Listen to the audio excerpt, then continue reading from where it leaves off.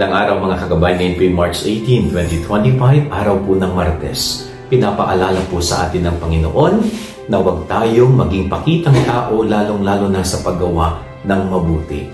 Alam po ninyo, pinag-iingat na tayo sa mga ugali ng mga Pariseo. Sabi ng Panginoon sa Gospel, pakinggan natin at sundin ang kanilang sinasabi. Subalit huwag nating gagawin ang kanilang mga gawi sa buhay.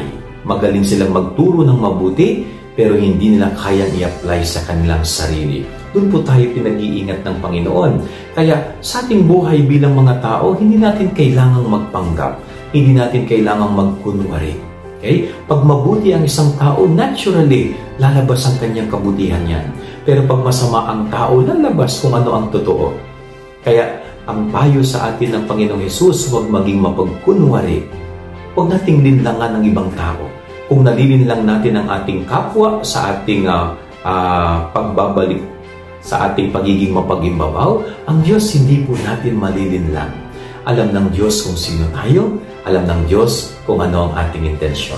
Yan ang ating gabay aral niya maghapon. God bless po sa inyo lahat. Pagpalain kayo ng Panginoon.